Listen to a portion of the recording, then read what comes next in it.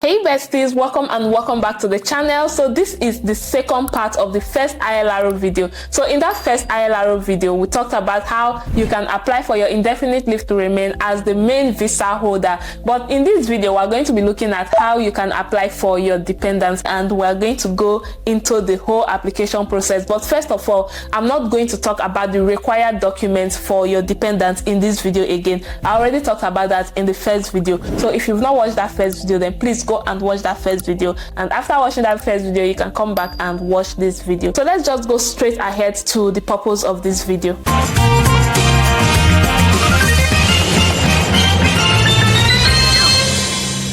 So remember, the first application was for applicant 1, that is you as the main visa holder. Now applicant 2 is your partner, so that could be your husband or your wife or just a partner actually, but this application is for my husband, so let's just go ahead with it. Now let's see. It starts here as applicant 2, and then you have the UAN number, and then set 0 partner and Mr. Ugboka NS Dingba. So immigration advisor. So the question starts with immigration advisor. Do you have an immigration advisor based in the UK? The answer is no, unless you consider me your wife as an immigration advisor. But guys, I'm not an immigration advisor, so the answer is no. Now, personal information. Now let me just say this, I filled in this application on behalf of my husband, but most of the questions here I answered them with his own input. So I did not just go ahead and fill in the application guessing what I think his answers would be. I actually called him and we filled in this application together, and even after filling in the application I gave him the laptop and told him to go through it to make sure that everything is right before we submit. So let's see. Personal information: title, given name Ugboka NS, family name Dingba. Are you now or have you ever been known by another name? No. Scholastica Dingba has provided the email address below. Would you like communications to be sent to this email address? I put yes here, guys, because I have always been the one to apply for our visas. I've always been the one to be in charge of this kind of thing. So most of the time I use my email because I don't want to miss any information. You know, our husbands, they don't really pay attention to details. If you are a husband watching this video, I apologize. Not all husbands are like that anyway. But let's not digress too much. So I like to put my email address in applications like this so I don't miss out on anything. If you want to change the email address, you can go ahead and change the email address and put your husband's email address, but for me I left it as my own email address. So let's just continue. Mrs. Scholastica Dingba has provided the telephone number below. Can we use this number to contact you if we need to? I put yes, of course. Now Mrs. Scholastica Dingba has provided the postal address below. Can we use this address for you too? I wrote yes. Now, like I said before, if there is anything you want to change here, the phone number, the address, the email address, you can go ahead and put no, and then put in the number, the address, and whatever you want to put for your own contact here. Now let's move on to the next part. So is this where you live? The answer is yes. When did you start living at this address? That is December 2022. What is your sex as shown in your passport or travel document? Male. What is your relationship status? Married. Country of nationality: Nigeria. Date of birth: 23rd September. Place of birth: Enugu. Country of birth is Nigeria. Does the period of stay on which this application was based include any leave granted since 11 January 2018? No. We came into the UK in April 2019, so this does not apply to us. What is your relationship to the main applicant? The answer is spouse. Now, passport details. Do you have your passport or a copy of information on the photo page? The answer is yes. Passport number or travel document reference number is there. Issuing authority is London, UK, because of course we renewed our passport together. Issue date is 26th of July 2023. Expiry date is 25th July 2028. Now we're going to go into the travel history. Have you ever been refused a visa for the UK, deported from the UK, or removed from the UK, required to leave the UK, or refused entry at the UK border? The answer is no. Travel history. Have you ever been refused a visa for any country other than the UK, deported from any country other than the UK, removed from any country other than the UK, required to leave any country other than the UK, refused entry at the border of any country other than the UK, and the answer is no. Guys, I know this is not related to this application, but I just want to say this. For those of you that are buying certificate of sponsorship, those of you that are using fraudulent bank accounts, or some funny things when you are applying for visa or coming over to the UK or other countries, you think that you've done that and you've gotten away with it. Let's say, God forbid, they find that and you get deported, or your visa application gets rejected on the grounds of fraud. Every other application that you are going to be applying for in the future is going to be linked to that application. So you can see here that they are asking the question, have you ever been refused a visa for any country? Have you been deported for any country? If the answer is yes, of course they are going to ask you for details. Why were you deported? Why was your visa refused? Now, if you go and say deported because of fraud, you know that whoever is going to go through your application is already like, the antenna is already going fraud, like something is wrong. So the way that they're going to look at your application, they're going to use Google, like they are going to use double set of glasses to go through your application to make sure that there is no mistake. That is why I am begging you guys, see, if you're applying for any visa, it's better for you to do it truthfully, for you to be honest, for you to don't do any shortcuts, because it will come back to haunt you. Even though you think that you've gotten away with it right now, it will come back to haunt you one way or the other. I just felt led in the spirit to share that for somebody that might need to hear it. So let's continue. Now let's talk about other history. In either peace or wartime, have you ever been involved in or suspected of involvement in war crimes, crimes against humanity, or genocide? The answer is no. Have you ever been involved in, supported, or encouraged terrorist activities in any country? The answer is no. Have you ever been a member of or given support to an organization which has been concerned in terrorism? The answer is no. Have you by any means or medium expressed views that justify or glorify terrorist violence, or that may encourage others to commit terrorism or other serious criminal acts? The answer is no. Let me also ship this here. Those of you that are always posting in social media, I know you are entitled to freedom of speech, but freedom after the freedom of speech is not guaranteed. So mind what you type online, mind what you share. You don't have to share everything that you think. You don't have to say everything that you think. You don't have to share your opinion all the time. There are some things that you will say that will make other people commit criminal acts, and you feel you said it innocently. But guys, just so you know that everybody's watching. Have you ever engaged in any other activities which might indicate that you may not be considered to be a person of good character? The answer is no. Immigration history. When did you first enter the UK? 5th April 2019. Convictions and other penalties. At any time, have you ever had any of the following in the UK or in another country? A criminal conviction, a penalty for a driving offense, for example, disqualification for speeding, or no motor insurance. See, this disqualification for speeding, it does not mean you got a speeding ticket. Okay, let's say in the UK, when you get a speed ticket, then you have to, I think, attend a course, or if maybe take 3 points off your license. I'm not that sure anyway. Let's say you got to the point that they took all the points off your license, and then you were disqualified because of speeding offenses, or you were driving without insurance. That is when you're going to say yes to this question. But if you've just got like a speed warning ticket, that doesn't apply to this. So an arrest or charge for which you are currently on or awaiting trial, a caution, warning, reprimand. If you know how to pronounce it, tell as pronounced in the comment section below. Reprimand or other out of court penalty. The answer is no. A civil court judgment against you, for example, for non-payment of debt, bankruptcy proceedings, or antisocial behavior. A civil penalty issued under UK immigration law. Of course, all these, the answers are no. I have never had any of this. Now, English language. Do you have a degree that was taught in English? The answer is yes. Country your degree was taught in: Nigeria. Does your degree meet the English language requirement for this visa? We had to put no here, guys, because even though he was taught in English, he graduated, the textbook, everything, practicals and everything was done in English. My husband is a microbiologist, by the way, so he actually attended to patients in the hospital as well, and his work, practical and everything was in English. Even though all those things were done in English language, you still don't qualify to say that your degree meets the English language requirement for this visa, because Nigeria, even though it's a largely English speaking country. Even though English is our official language in Nigeria, it is not our first language. So there are some people that will say I applied for NARIC and then got away with it, but for this ILR application, I think we picked that option first, and it still said that we were not eligible for that, we were not qualified for it, so he had to go ahead to book the English language test. So that is why here the answer is no.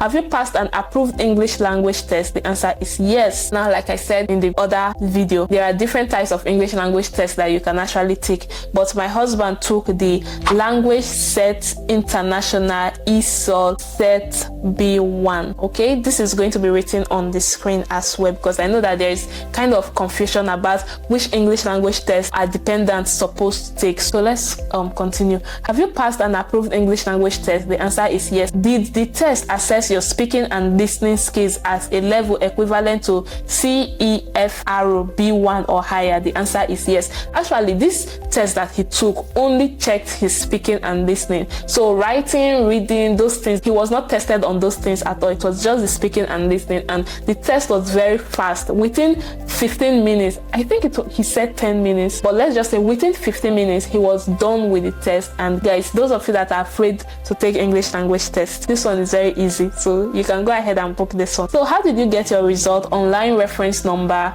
awarding body is the Language Set International ESOL Set B1, so SELT B1, and then the reference number is there. So this is like another unique reference number, just like you have the Life in UK test reference number. Now, biometric residence permit details. Now let me just say this, guys, even though you are putting the online reference number here, you still have to upload the certificate that will be awarded to you after you pass the English language test. Now, biometric residence permit details. Are you able to provide a biometric resident permit card with this application? Yes, and it is valid. Place of issue is UK. Enter your permit number. If you look at your BROP cards, the top, I'm trying to picture my BROP card right now. The top left hand side, you have your permit number there. Now, issue date is 5th April 2022, expiry date 31st December 2024. Now, knowledge of language and life in the UK. So have you passed the Life in the UK test? The answer is yes. Enter your Life in the UK test unique reference number. So that's the long unique reference number there. Finance, do you or anyone else who is part of this application receive any public funds? Public funds, guys, the answer is no. If you are watching this video, I want to assume that you know that you are not supposed to be getting public funds on a skilled worker visa. If you don't know, well, you know now. The thing is that for your dependents, you don't really have a lot of things to submit. Like, they don't have a lot of questions to answer. It's not like you, the main applicant, that have to provide your COS, sponsor details, you have to provide a letter from your employer, you know, stuff like that. For dependents, they are actually very straightforward. So let's look at the documents, the mandatory documents that Ugboka has to submit, and also what Scholastica Dingba has to submit. So that is actually the end of the application. Now let's look at the documents, because before your application will even be approved, you need to submit some documents. Now there are some documents that are mandatory documents, like you need to submit these documents. If you don't submit them, your application is going to be refused. Now there are also other documents that are just like you don't really have to submit them, but if you submit them, they are going to support your application. So let's go with the mandatory documents first. Now the first one is the passport or travel documents for Mr. Ugboka NS Dingba from Nigeria, and the passport issued by Nigeria for Mrs. Scholastica Dingba. So this is our international passport. You need to submit your current valid international passport. Now, what are the other documents? If you have added a spouse or civil partner to this application form who is applying at the same time as you, please provide documentary evidence of cohabitation since you were last granted leave up to a maximum of 2 years. Evidence provided should cover the whole period and be in the form of official letters or documents addressed to yourself and your spouse. So this part is just to verify your proof of accommodation. So they want to be sure that you actually have a genuine relationship. So you can go ahead to apply proof of accommodation for the last 2 years. Now for us, we first of all uploaded a letter, because it's saying here that it can be in form of official letters or documents addressed to yourself and your spouse. So we first of all uploaded a letter that was addressed to me, and then another letter that was addressed to my husband. So they got back to us to say that is not enough, so we had to upload our house letting agreement. So we first of all lived in the 4-bedroom apartment that we were paying £500 per month, and now we are currently living in this house that we moved into in December 2022. So we had to submit both housing contracts for both addresses, because from December 2022 to this date when we're applying for the ILR, it's less than 2 years, right? So we had to like add the other one to make up for the time. So other documents that you need to submit are, let's see, other evidence of Mrs. Scholastica Dingba's reasons for absences from the UK. So if you guys remember, I went to Nigeria in March 2019 to get married. So I had to like upload the passport stamps of my passport and that of my husband's passport, showing that we were stamped out of the UK and then stamped into Nigeria and then coming back to the UK. And I also uploaded a letter that I sent to my employer asking for annual leave to cover that period that I was going to be in Nigeria, and also the response I got when they said it was approved. So I uploaded those letters as well. And apart from that, I also uploaded the flight tickets that we used to travel down and return back. So our return flight tickets, I uploaded both as well. Now moving on, you also need to upload all previous passports, travel documents, or national identity cards that Mr. Ugboka Dingba has used to travel to or remain in the UK. So our old international passport that has the visa stamp on it, we also uploaded that. I uploaded my national identity card from Nigeria. I also uploaded our current BROP cards back and front, so that was what I used for that. Then consent form for the Home Office to request verification checks on Mrs. Scholastica Dingba for joint accounts or third-party support. I'm going to show you guys, in fact, let me just show you guys what the consent form is like. Because I am applying for my dependents as well, it means that I want UKVI to go through my application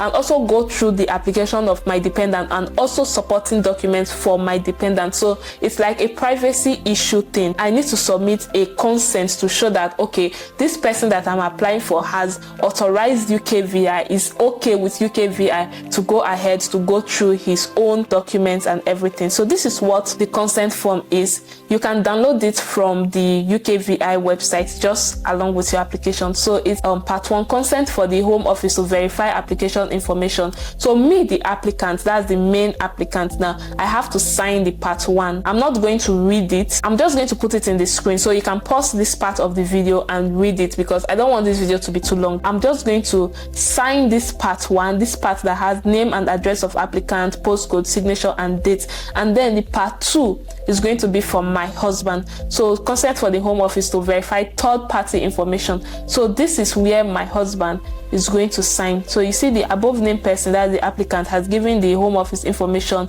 or documentation and agreed that the Home Office can check that such information or documentation is genuine and all correct. I am a joint owner with the applicant of some or all of that information or documentation. I understand that. Well, I'm not going to read this part. Your husband will have to sign this second part. So it also has a part 3 for another third party to sign. If it applies to you, you can go ahead to sign. If this is a joint account, all owners should sign.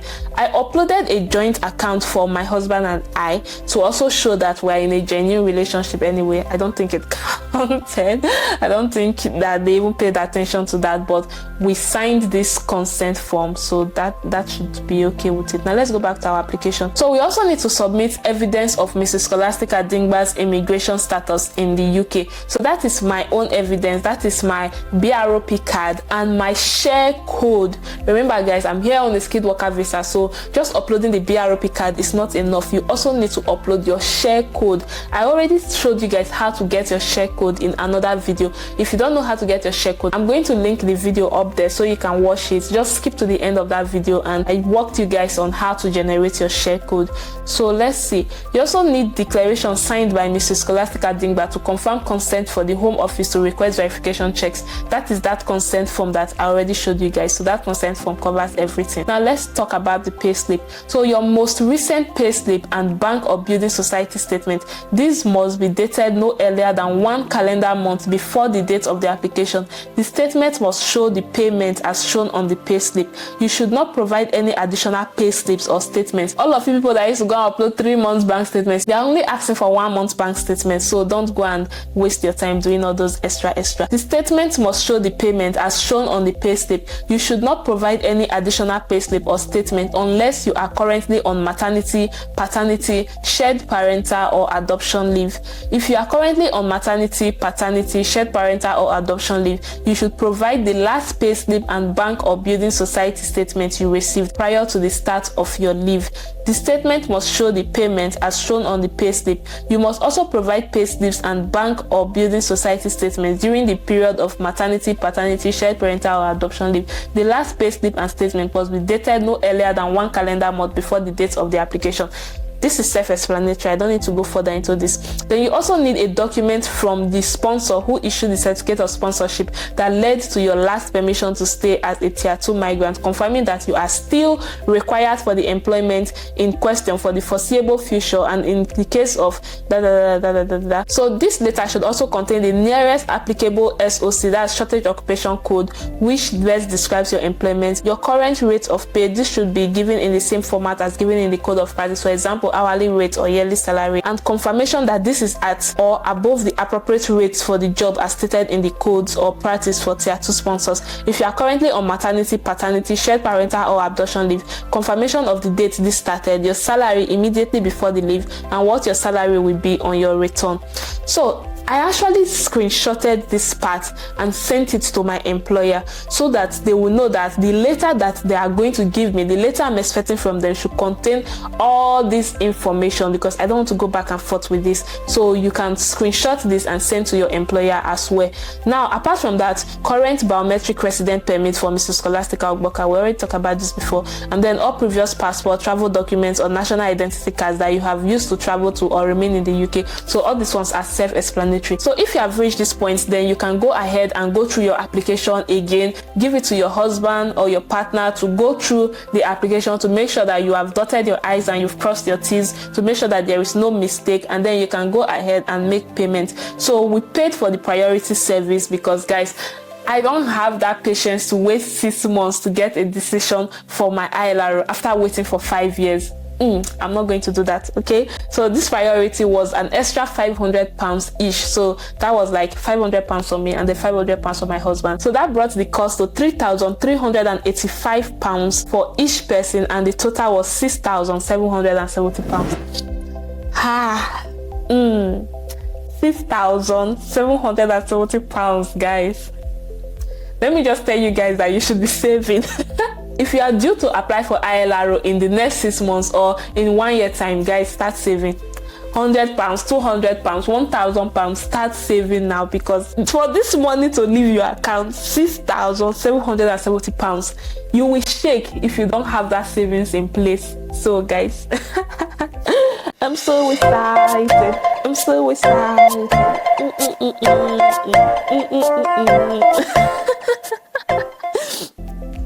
So anyway, after you've made the payment, you can go ahead and tick all these parts. So the consent, I will provide a declaration signed by me to confirm my consent for the Home Office to request verification checks. Yes, is the account with a bank or utility company for which you have supplied information and supporting documentation held jointly by you and other people? The answer is yes. I understand that by ticking this checkbox, I am giving consent to verification checks. I will provide a declaration signed by each of the other joint customers or an account with a bank or utility company. Does the account with the bank or utility company for which you have supplied information and supporting documents relates to another person who is to provide you financial support? The answer is no. Remember, guys, that in this consent there is a part 1. Part 1 is for you to sign.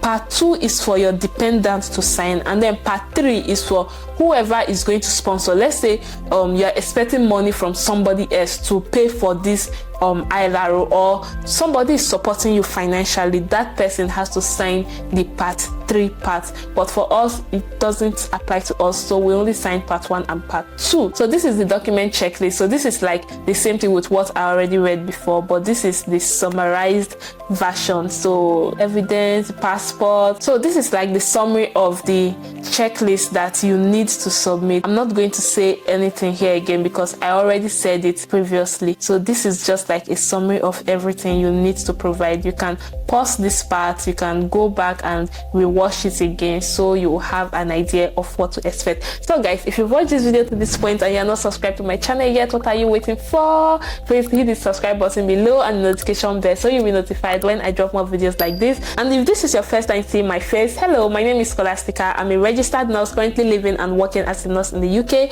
And if you stick with me on this channel, I'm going to try my best to answer your questions about how to relocate abroad. So make sure you stick around, and until next time, I love you guys. Stay fabulous. Bye. Wish us luck. Wish me luck. Wish us luck.